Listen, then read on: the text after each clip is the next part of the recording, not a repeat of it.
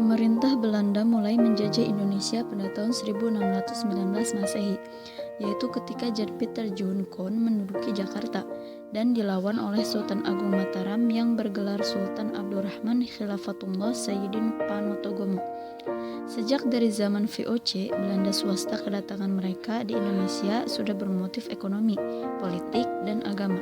Dalam hak akte VOC terdapat suatu pasal yang berbunyi sebagai berikut. Badan ini harus berniaga di Indonesia dan bila perlu boleh berperang dan harus memperhatikan perbaikan agama Kristen dengan mendirikan sekolah. Ketika Van den Bosch menjadikan gubernur jenderal di Jakarta pada tahun 1831, keluarlah kebijaksanaan bahwa sekolah-sekolah gereja dianggap dan diperlukan sebagai sekolah pemerintah. Departemen yang mengurus pendidikan dan keagamaan dijadikan satu, dan di tiap daerah kepresidenan didirikan satu sekolah agama Kristen.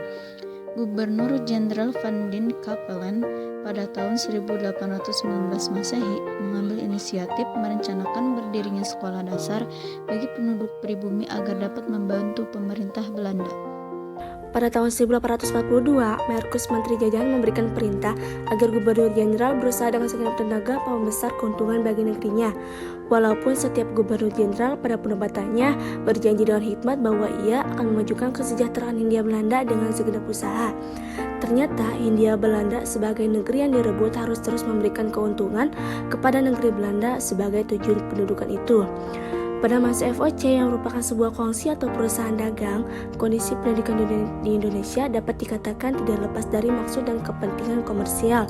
Berbeda dengan kondisi di negeri Belanda sendiri, di mana lembaga pendidikan dikelola secara bebas oleh organisasi-organisasi keagamaan, maka selama abad ke-17 hingga 18 Masehi, bidang pendidikan di Indonesia harus berada dalam pengawasan dan kontrol ketat VOC.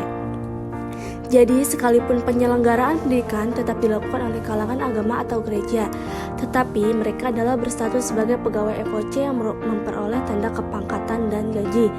Dari sini dapat dipahami bahwa pendidikan yang ada ketika itu bercorak keagamaan atau Kristen Protestan. Secara umum, sistem pendidikan pada masa VOC dapat digambarkan sebagai berikut. Yang pertama yaitu pendidikan dasar, kedua sekolah Latin, ketiga seminarium theologicum atau sekolah seminar, yang keempat akademi der Marine atau akademi pelayanan, yang kelima sekolah Cina, yang keenam pendidikan Islam. Pendidikan untuk komunitas muslim relatif telah mapan melalui lembaga-lembaga yang secara tradisional telah berkembang dan mengakar sejak proses awal masuknya Islam ke Indonesia. VOC tidak ikut campur mengurusi atau mengaturnya.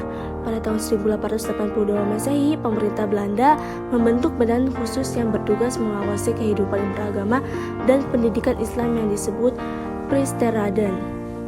Maka, pada tahun 1901 Masehi, muncullah apa yang disebut dengan politik etis, yakni politik balas budi bangsawan Belanda kepada Indonesia.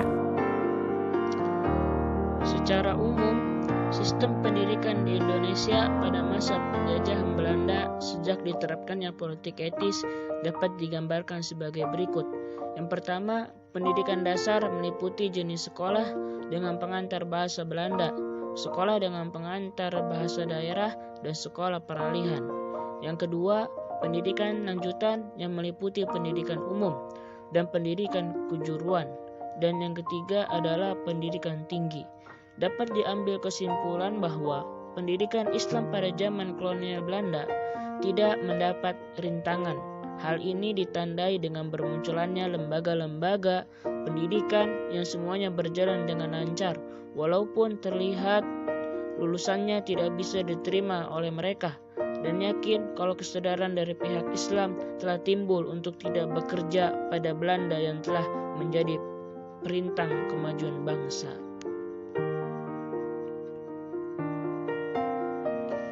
Hal ini tentu penyebabnya adalah melemahnya kekuatan politik Islam, walaupun Islam di Indonesia mencapai jumlah yang sangat banyak.